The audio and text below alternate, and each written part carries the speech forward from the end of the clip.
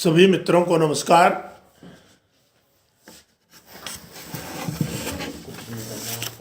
विशेष रूप से भाई अर्पण जी को, जिन्होंने हमारे महत्वपूर्ण कवि कुमार नारायण पर ये श्रृंखला आयोजित की है और मुझे भी उसमें शिरकत करने का अवसर दिया। अर्पण जी ने कल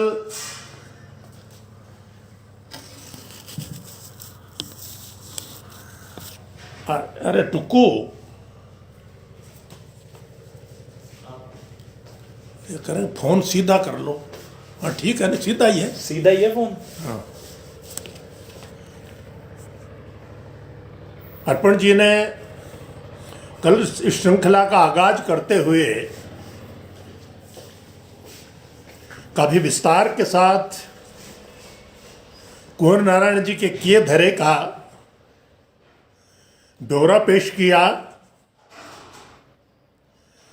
और उनके बहुआयामी व्यक्तित्व की और उनके किए धरे की पड़ताल की। एक विराट प्रतिभा का इस तरह से आकलन करना अपने आप में काफी टेढ़ा काम है। क्या शामिल किया जाए और क्या छोड़ दिया जाए, लेकिन अर्पण जी ने जिस तरह से लगभग उनके समूचे कृतित्व को समेटते हुए जिस तरह इसका आगाज किया, वो एक उम्मीद जगाता है कि आने वाले दिनों में भी जो कार्यक्रम है वो काफी बेहतरीन होंगे,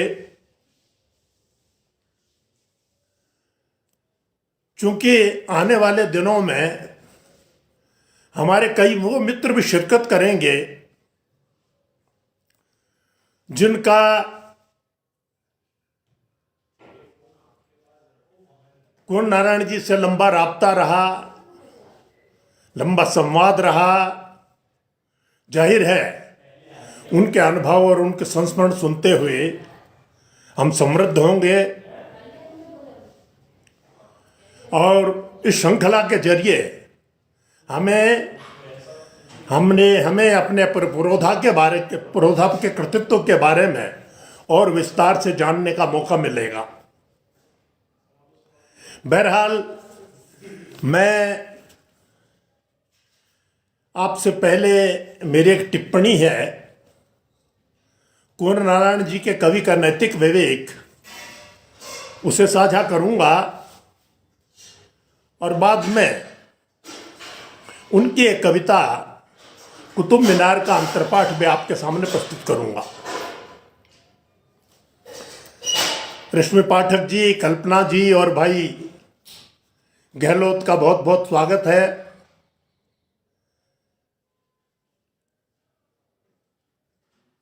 मित्रों, एक बड़ा व बेहतर कवि किसी दरिद्र समय में भी कैसे जीवन के सार सत्य को अवेरता, उसे समझता, उसे संभालता है, यह कुंवर जी की कविता को पढ़ते हुए ठीक से जाना जा सकता है। सबसे पहले तो यही कि वे इस या उस विचारधारा को दे दिए नहीं गए थे, बल्कि उनके लिए बुनियादी चीज थी जीवन की पक्षधरता। इसलिए वे उसके विरुद्ध जाति किसी भी चतुर कोशिश के झांसे में नहीं आए। इस सच्चे जीवन उसूल को आत्मसात करते हुए उन्होंने जाना कि जीवन का हित साझे सहकार में सुरक्षित है। इसलिए हर स्तर की हिंसा की जटिल सैद्धांतिकी की तह में बैठते हुए वे लिख पाए, शायद उसी मुश्किल वक्त में जब मैं एक डरे हुए जानवर की तरह उसे एक अकेला छोड़ बच निकला था खतरे से सुरक्षा की ओर, वह एक फंसे हुए जानवर की तरह खूंखार हो गया था। नफरत के बरक्स वे हमेशा प्रेम सहानुभूति के समझ तरफदार रहे। यहां तक कि इतिहास के जिन उदाहरणों को लोग नफरत के साथ याद करते हैं उनमें भी वो कुछ ऐसी नई रोशनी नई बात ढूंढ लाते थे कि जिसे जानकर या उस पक्ष को समझ करके हम हतप्रभ रह जाते थे और जीवन के नए आशय ढूंढने लगते थे। एक अजीब सी मुश्किल में हूं इन दिनों। मेरी भरपूर नफरत कर सकने की ताकत दिनों दिन क्षीण पड़ती जा रही है।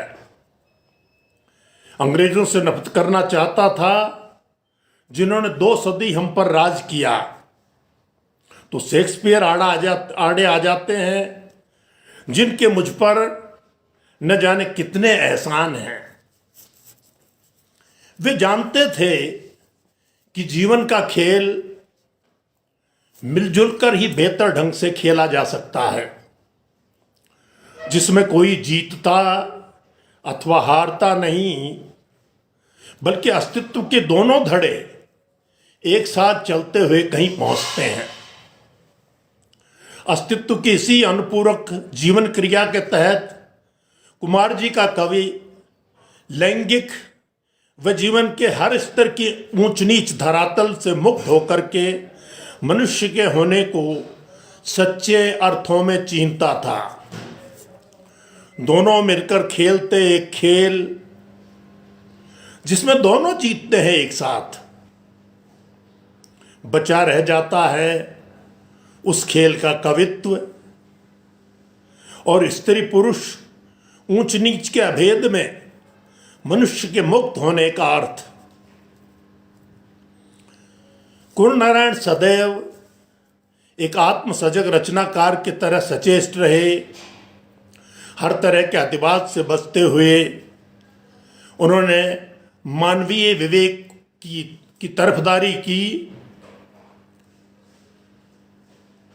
और वे उन जिन स्थितियों की खरी पड़ताल करते रहे जिनके चलते अंततः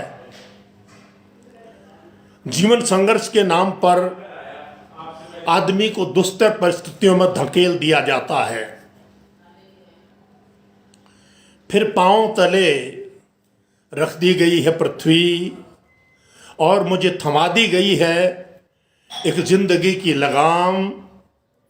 थरथराते पांव में फंसा दी गई हैं रकाबें। फिर उठता चारों ओर वही पागल शोर, नसों पर फिर वही असह्य दबाव। या तो सिद्ध करो दिग्विजय या स्वीकार करो दास भाव। कुंवर जी हमेशा दोनों ही तरह के अतिरेक के विरुद्ध रहे, बल्कि कहना चाहिए कि कवि अमीर खुसरो के मार्फत वे दुनिया के हर तुगलकनामे के विरुद्ध जाते हुए जीवन के स्वतंत्र आशय की खोज करते रहे। एक कवि के ख्याल की तरह जीने की निर्मल कामना के तहत इस आत्म दर्ज उन उदाहरणों में कवि जाता है बार बार जो उसे जीवन का उदात्त आशय खोजने में मदद करते रहे हैं। भाई नंद भारद्वाज का स्वागत है।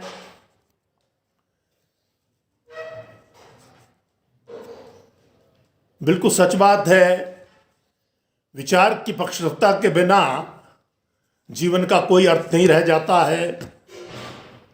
लेकिन किसी एक विचार के अतिरेक की शरण में चले जाना भी अपने आप में कोई अक्लमंदी नहीं है।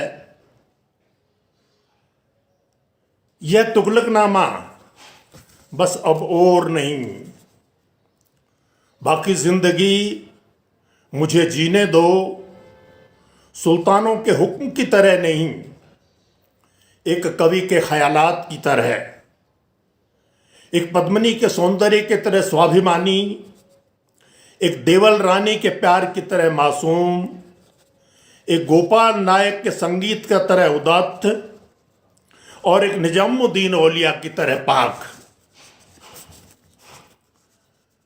कुछ वर्ष पूर्व जब देश में पद्मावती को लेकर हंगामा मचा था और पद्मिनी के होने अथवा उसकी मिथ्यता को लेकर देश के बुद्धिजीवी बेतरे उलझे हुए थे, तब ऐसे में ये जानना अपने आप में कितनी राहत देता है कि कुंवर जी ने पद्मिनी को किस आशय के साथ देखा था।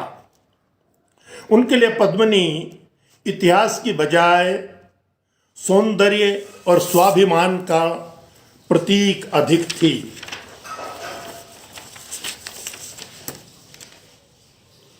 कवि कुंवर नारायण ने अपनी कविताओं में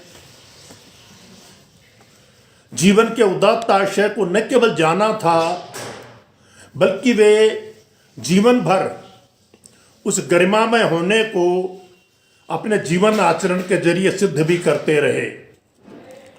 इसे लेकर उनके यहाँ किसी तरह की कोई फांक नहीं थी और इसी अद्वैत को साधने के चलते उन्होंने स्मृति भी गजब की पाई थी। उपनिषद, अमीर खुसरो, गालिब लगभग उन्हें जुबानी याद थे। जीवन के मानक मूल्यों को उन्होंने जीकर दिखाया। एक कविता की फेलोशिप के तहत आयोवा जाने के आकर्षक प्रस्ताव को उन्होंने महज इसलिए ठुकरा दिया था क्योंकि इसके लिए उन्हें यह लिखकर देने को कहा गया था कि वे वामपंथी नहीं हैं, जबकि उससे पूर्व कई एक वामपंथी मित्र इसके पहले यह धत्कर्म कर चुके थे। मंगलेश डबराल उन्हें पूर्णतर मनुष्यता का कवि मानते हुए लिखते हैं कि उनकी कविता में मनुष्यता, प्रेम, कृतज्ञता, ईमानदारी, अच्छाई, सच्चाई, बेहतरी, पूर्णता, सार्थकता, वृहदता जैसे उदात्त आशय वाले शब्द बार बार लौटते हैं। जबकि एक ऐसे समय में जबकि हमारे वक्त की राजनीतिक, सामाजिक, सांस्कृतिक सत्ताओं द्वारा उनका भारी दुरुपयोग हुआ है, जिसके चलते ये शब्द या तो अपना अर्थ देना बंद कर चुके हैं या उनसे उल्ट अर्थ भी निकलने लगे हैं। ऐसे में कुंवर नारायण जैसी विरल शख्सियत ही उन्हें अपनी रचनाओं में पुनः प्रतिष्ठित करने का गुरुतर दायित्व ठीक से निभा पाई। उनकी कविता के कई एक वाक्य कई जगह मानवीय सूक्तियों की तरह सुभाषित रचते हुए दिखाई देते हैं। कुंवर नारायण जी का समग्र लेखन रचनात्मक विवेक की धुरी पर टिका है। उनकी दृष्टि में शक्ति के उद्दंड प्रदर्शन की बजाय विनम्रता का पराक्रम सदैव सर्वोपरि रहा। कुछ कम उत्पाती हो सकता था, जान पर खेलकर धधकते सूर्य को छू लेने का बचकाना उन्माद एक अंधी शक्ति के प्रदर्शन से कहीं अधिक सार्थक हो सकता था एक पशु से मनुष्य होने का विनम्र पराक्रम। आज के समूचे ईर्ष्या द्वेष के बदरंग सामाजिक माहौल में वे ये कहने की सलाहियत भी रखते थे कि कुछ इस तरह भी पढ़ी जा सकती है एक जीवन दृष्टि कि उसमें विनम्र अभिलाषाएं हों, बर्बर महत्वाकांक्षाएं नहीं। ईर्ष्या द्वेष के बदरंग हाथ से नहीं, निकट संबंधों के माध्यम से बोलता हो पास पड़ोस, एक सुशोभित, एक सुभाषित, एक श्लोक की तरह एक सुगठित और अकाट्य हो जीवन विवेक। युवा सर्जक यतेंद्र मिश्र सही लिखते हैं कि कुंवर नारायण की कविता एक सजग और सतर्क नागरिक की कविता है, जिसमें मनुष्य की पीड़ा और उसके संघर्षों के साथ हमेशा एक मानवीय संबंध निरंतर बनता हुआ दिखाई देता है। धीरज, विवेक, आत्मसजगता, जिजीविषा, संघर्ष और करुणा ऐसे बीज शब्द हैं जिनमें कवि के काव्य लोक का उत्कर्ष हमें उभरता हुआ दिखाई देता है। कुंवर जी की कविताओं में लगातार हम दारुण यथार्थ से मुठभेड़ करते हुए देखते हैं। दुर्लभ वनों और पर्वतों को जीतते हुए जब तुम अंतिम ऊंचाई को भी जीत लोगे, तब तुम्हें पता लगेगा कि कोई अंतर नहीं बचा है तुम में और उन पत्थरों में, तुम में और उन पत्थरों की कठोरता में जिन्हें तुमने जीता है। जब तुम अपने मस्तक पर बर्फ का पहला तूफान झेलोगे और कांपोगे नहीं, तब तुम पाओगे कि कोई फर्क नहीं है सब कुछ जीत लेने में और अंत तक हिम्मत न हारने में। 6 दिसंबर को बाबरी मस्जिद के गिराए जाने पर अयोध्या 1992 जैसी मार्मिक कविता लिखने पर कि हे राम, इससे बड़ा क्या हो सकता है हमारा दुर्भाग्य कि एक विवादित स्थल में सिमट कर रह गया है तुम्हारा साम्राज्य। इन पंक्तियों को पढ़कर सुबह घूमने जाते वक्त कुछ लोगों द्वारा उन्हें पकड़कर सड़क पर रोका गया और धमकाया भी गया, लेकिन फिर भी वे निर्भय टहलने जाते रहे और उसी प्रतिबद्ध जीवन आशय वाला लेखन भी करते रहे। एक उद्योगपति के नाम पर दिए जाने वाले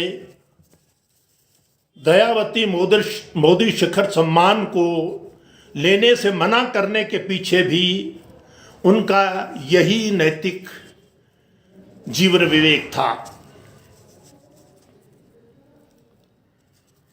नैतिकता के इस धरातल पर, उच्च धरातल पर चलकर ही वे लिख पाए कि तुम्हें खोकर मैंने जाना, हमें क्या चाहिए, क्यों चाहिए संपूर्ण पृथ्वी, जबकि उसका एक कोना बहुत है देह के बराबर जीवन के लिए और पूरा आकाश खाली पड़ा है एक छोटे से अहम से भरने के लिए। इस उदात्त जीवन विवेक के चलते ही हिंदी कविता में उनकी उपस्थिति विरल और महत्वपूर्ण रही।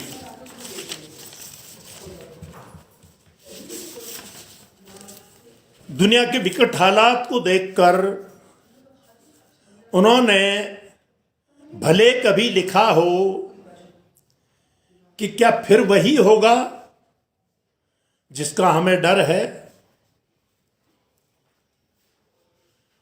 क्या वह नहीं होगा जिसकी हमें आशा थी, पर जीवन भर वे इस उम्मीद से लैस रहे कि कोई भी दुख मनुष्य के साहस से बड़ा नहीं है।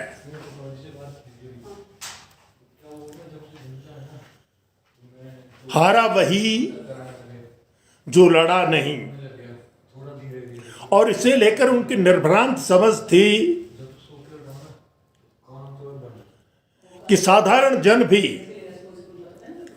भले ही वो कितने आम फहम हों, भले ही उनके नाम लोगों तक याद न हों, लेकिन ऐसे लोग भी मामूली जिंदगी जीते हुए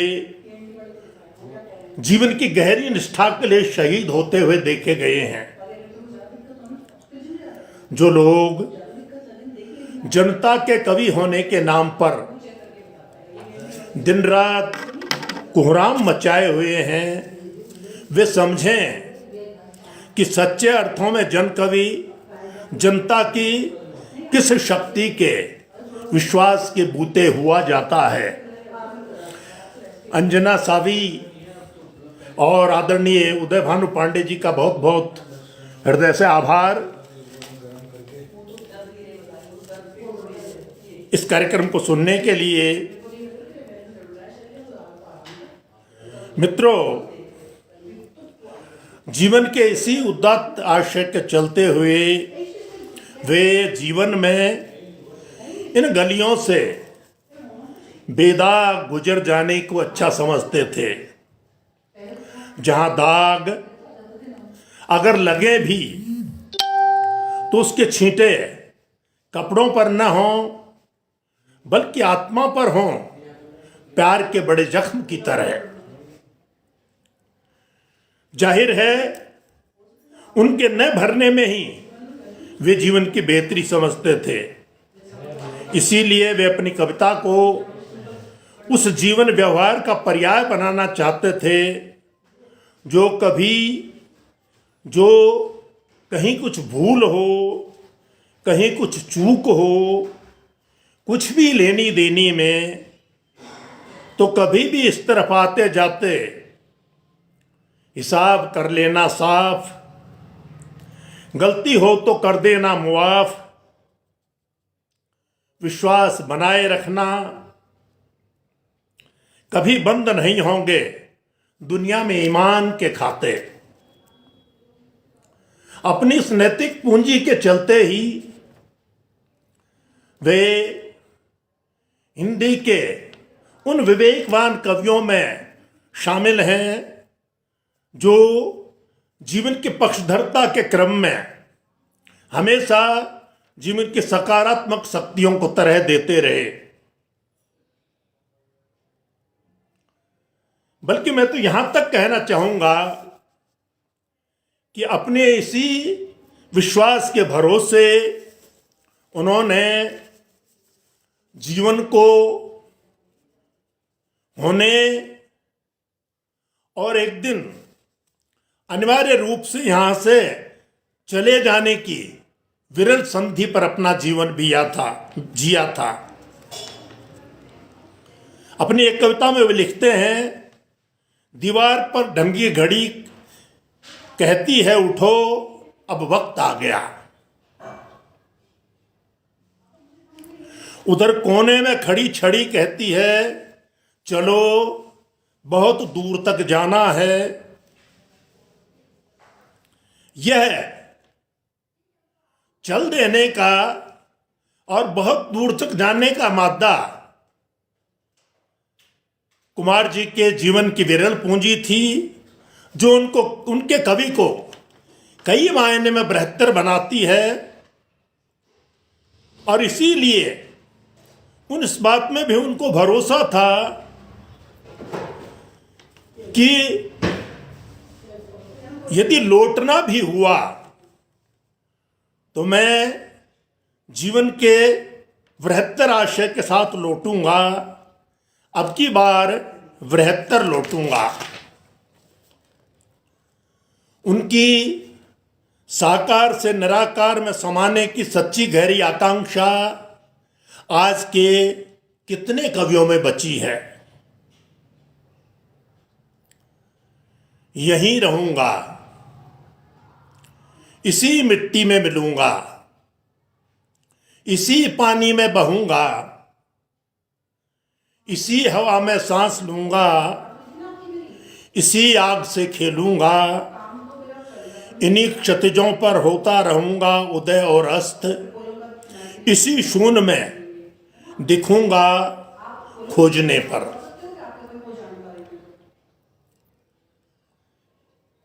जीवन के पश्चातवर्ती आशय को जिस गहनता के साथ उन्होंने इस कविता में जिया और उसे व्यक्त किया है, वो एक कवि के सनातन हौसले का वाहक है।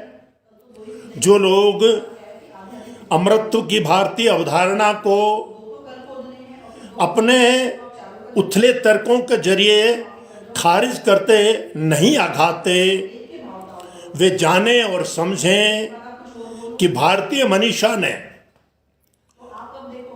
अमरत्व की किस वैज्ञानिक अवधारणा में विश्वास किया था और देह की सीमा से छूटकर वे किस निस्सीम तात्विक पूर्णता को पाना चाहते थे। मित्रों, जिसे भारतीय मनीषा मोक्ष कहते आई है, उसे लेकर श्वेताश्वर उपनिषद में प्रार्थना की गई है कि हे रुद्र, तुम अपनी अघोर और पुण्य से प्रकाशित होने वाली कल्याणमयी मूर्ति का पर्वत पर सोई धवल उज्ज्वल हिमराशि की तरह विस्तार करो।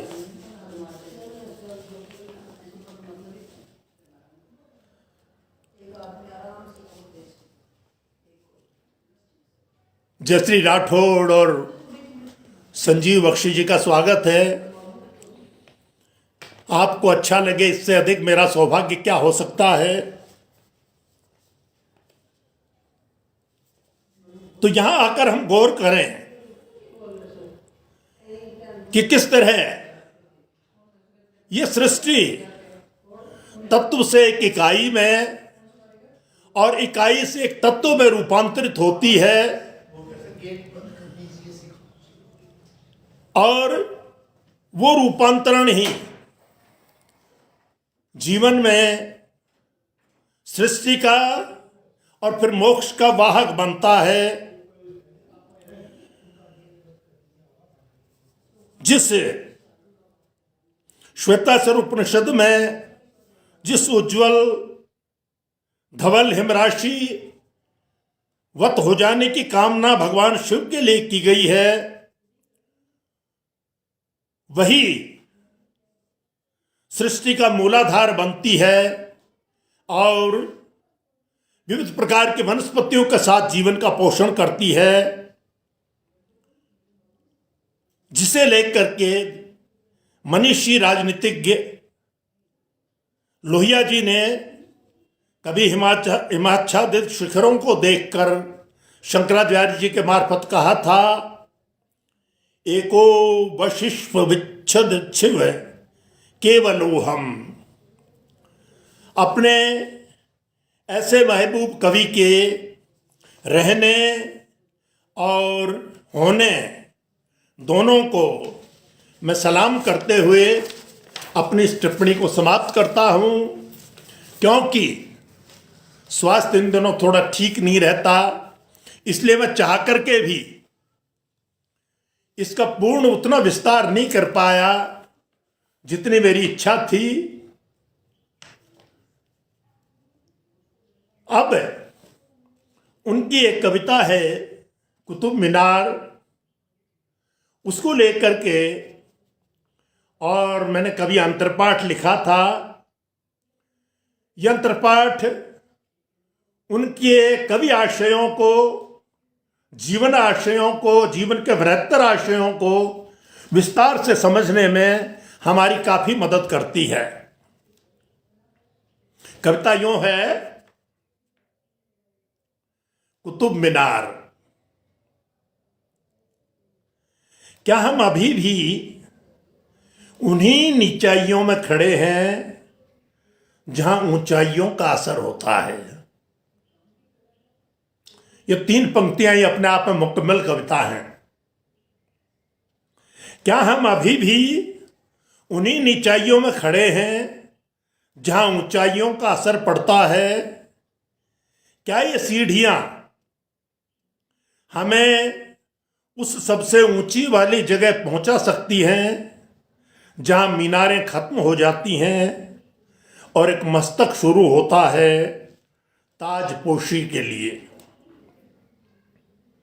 क्या ये सीढ़ियां हमें उस सबसे ऊंचे वाली जगह पहुंचा सकती हैं जहां मीनारें खत्म हो जाती हैं और एक मस्तक शुरू होता है ताजपोशी के लिए? मेरे हाथों में दूरबीन है, मीनार जिसके तरफ से मैं इतिहास के तमाम सितारों को देख रहा हूं, उनके संसार जो अभी तक कहीं समय के चौथे आयाम में लकदक हैं। क्या मैं फिर किसी बड़े सितारों के समारोह में शामिल हूं या फिर अंधेरी रात में तारे गिन रहा हूं? मित्रों, यद्यपि कुतुब मीनार एक ऐतिहासिक सच्चाई है, लेकिन उस सच्चाई के मार्फत कुंवर जी किस जीवन की वास्तविक ऊंचाई की बात करते हैं, वो इसकी पहली 3 पंक्तियों में देखा जा सकता है। क्या हम अभी भी उन्हीं नीचाइयों में खड़े हैं जहां ऊंचाइयों का असर होता है? इस कविता ने मुझे प्रेरित किया और मैंने इसका भाष्य किया, वो आपके सामने प्रस्तुत है। हिंदी के मूर्धन्य कवि कुंवर नारायण जी की कविता कुतुब मीनार मनुष्य की कथित सितारा मानसिकता का अद्भुत विवेचन करती है। यह कविता ऊंचाई से अभिभूत उस मानसिकता का विश्लेषण करते हुए हमें सचेत करती है कि सितारा मनोवृत्ति दरअसल मनुष्य जाति के ज्यादा हक में नहीं है। यह हमें समझाती है कि सितारा मानसिकता का लकतकाभा मंडल आदमी को इस कदर चुंधिया देता है कि उसकी रो में बहते हुए वह बाज वक्त कुछ हासिल करना तो दूर अपनी अलग मौलिक पहचान तक को खो देता है। यह कविता ऊंचाई के उस तिलिस्म का भी पर्दाफाश करती है जो ताजपोशी का भव्य चमकीला इंद्रजाल रचते हुए हमें उन अदृश्य नीचाइयों में धकेल देती है जहां आज भी मनुष्यों के बीच ऊंच नीच का भेद कायम है।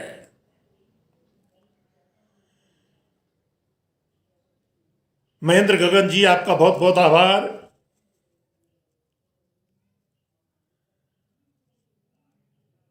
जहां कुछ लोग श्रेष्ठतर हैं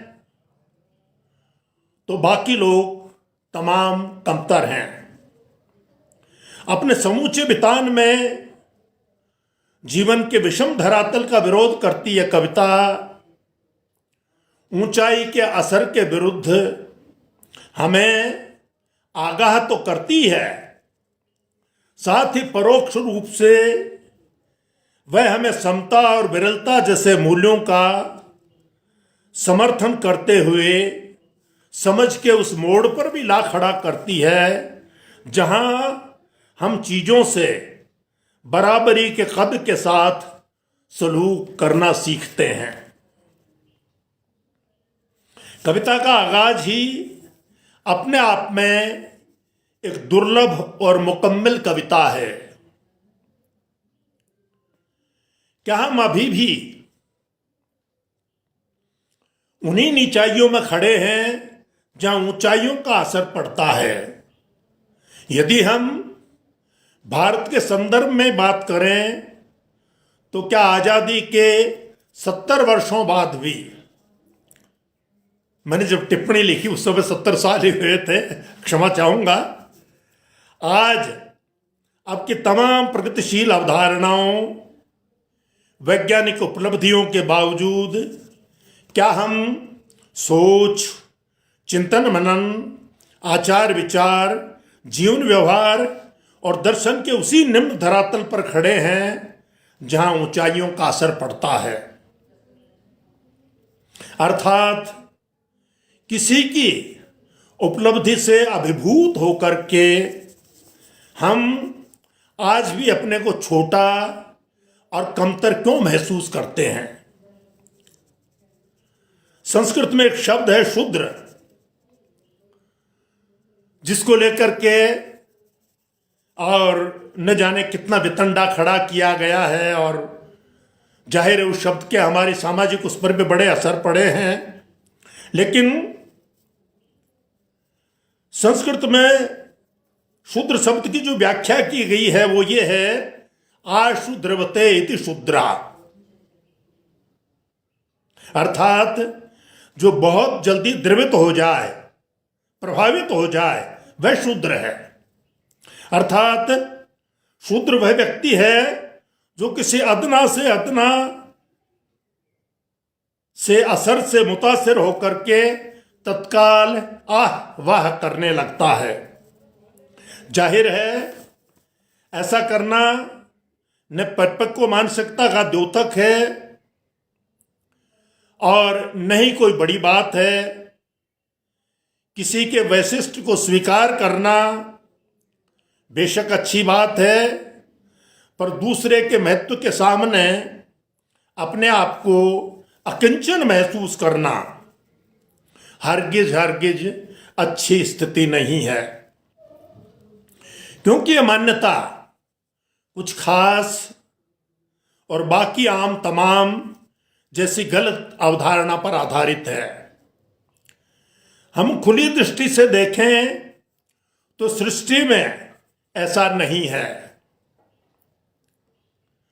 उसने कुछ को तो बहुत मूल्यवान और बहुत बाकी लोगों को, कुछ को तो बहुत मूल्यवान और बाकी लोगों को महत्वपूर्ण बनवाया हो, ऐसा हरगिज नहीं है। सृष्टि संरचना में हर इकाई मौलिक और अपने आप में अनूठी है। कोई स्वरूप को लेकर तो कोई गुणधर्म को लेकर या कोई अपने अन्य अगली विशेषता को लेकर दुनिया में कोई भी किसी से तुलनीय और कमतर नहीं है। जबकि सितारा मानसिकता का सारा तामझाम ही श्रेष्ठतर और कमतर के युग पर टिका हुआ है। मित्रों, एक ऊंचाई वह होती है जिसका आधार सम है, अर्थात वह आधार जो अपनी आंतरिक संरचना में सभी के विकास और सभी के उच्चत्व को हासिल करने में सहयोग करता है। अर्थात वह अपने साथ साथ औरों का भी उत्थान का जरिया बनता है। लेकिन सितारा मानसिकता इसके बिल्कुल विरुद्ध। सितारा मानसिकता वाली ऊंचाई में यह संभव ही नहीं है। वहां हमेशा एक समांतर फासला रहता है, जिस समांतर फासले के साथ वो हमें चकित और मुग्ध अवश्य करती है, पर वह कभी हमारे ऊंचे उठने का जरिया, हमारे उत्थान का कारण नहीं बन सकती। वास्तविकता यह है कि शिखर और खंदक के बीच में जो अलंग फासले हैं, वो सितारा मानसिकता हमेशा उनको बरकरार रखती है, क्योंकि वह विरुद्धों के सामंजस्य पर नहीं बल्कि उनके अनिवार्य वैपरीत्य पर टिकी हुई है। जहां किसी एक के बड़ा होने के लिए दूसरे का छोटा दिखना हर हाल में जरूरी है।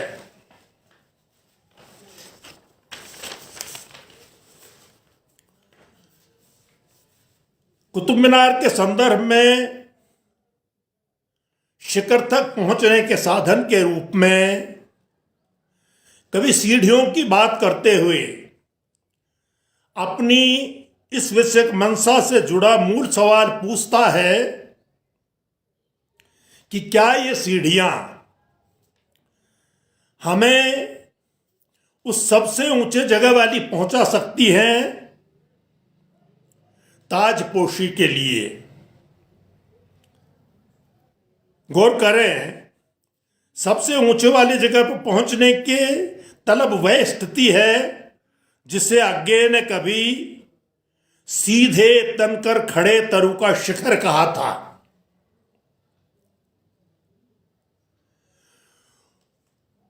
उस लक्ष्य को साधना निसंदेह बड़ी उपलब्धि है, क्योंकि तभी मीनारों को लांघकर हम वहां पहुंच सकते हैं जहां मस्तक का शिखर शुरू होता है। सुधी, भाव प्रवण और संपूर्ण विश्व की कल्याण कामना से परिपूर्ण शिखर, वह शिखर जिसे निराला ने अपनी कविता में कभी सहस्रार का आसन कहा था, और जहां तक पहुंचने की कामना करते हुए विश्व कवि रमन्नाथ ठाकुर ने लिखा था, हो चित्त जहां भय शून्य, माथ हो उन्नत। लेकिन इसके विपरीत सितारा मानसिकता ऐसी किसी कल्याण कामना से अभिप्रेरित नहीं होती। वह शिखर पर पहुंचकर केवल ताजपोशी की तलबगीर है। वह किसी ऊर्ध्वालंबन का आधार नहीं बनती, बल्कि अपने आप को उच्चतर मानती हुई अपनी उस उच्चता का उत्सव मनाती है, उस पर गर्व करती, इठलाती और मदमाती है। इस तरह वह किसी और के लिए ईर्ष्या का सबब अवश्य हो सकती है, पर वह किसी की अभिप्रेरणा का माध्यम हरगिज नहीं हो सकती। वरिष्ठ कवि केदारनाथ सिंह ने ऐसी ही ऊंचाई को लक्ष्य कर अपनी एक कविता में कहा था, मैं वहां जाकर डर गया क्योंकि वहां कोई नहीं रहता।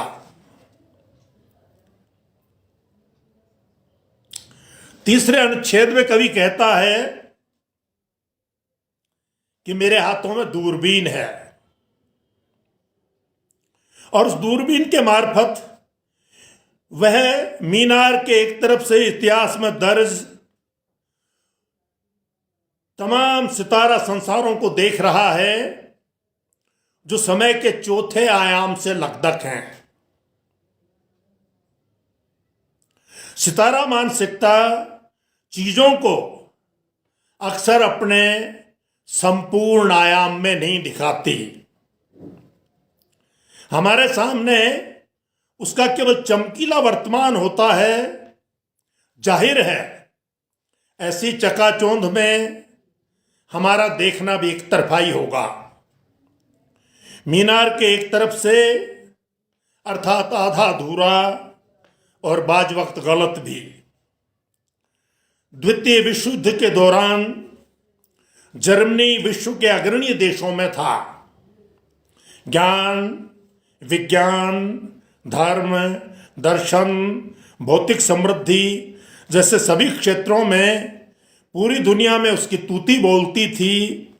लेकिन सितारा पूजक मनोवृत्ति के चलते जर्मनी जैसा गुणी ज्ञानी देश भी आर्य रक्त की श्रेष्ठता की आड़ में हिटलर की नाजी मनोवृत्ति का शिकार हो गया। आचार्य विनोबा भावे ने इस संदर्भ में कभी बहुत उचित कहा था कि जर्मन लोग अपनी श्रेष्ठता हजार तरह से सिद्ध कर सकते थे, लेकिन खेद का विषय है कि उन्होंने हिटलर के अंधानुकरण का गलत रास्ता चुना। क्या हिटलर को तानाशाह बनाने में स्वयं जर्मन लोगों का अंधा योगदान नहीं था। समापन पंक्तियों में कवि सोचता है कि कुतुब मीनार की ऊंचाई से अभिभूत होकर क्या मैं भी किसी नए सितारे की ताजपोशी के समारोह में शामिल हो रहा हूं। अर्थात अंधेरी रात में मैं केवल तारे गिन रहा हूं, जो हर रात में हर हाल में एक निरर्थक उद्यम है। इससे किसी का कल्याण, किसी का उत्कर्ष संभव नहीं है, क्योंकि ऐसा करते हुए हम केवल चीजों के बिंदुओं की व्यर्थ गिनती में अपना संयम जाया करते हैं, जबकि ऐसे चमकते बिंदुओं से हमारे अपने जीवन का अंधेरा किसी भी हाल में कम नहीं होता। डॉक्टर प्रभा मिश्रा का बहुत बहुत आभार।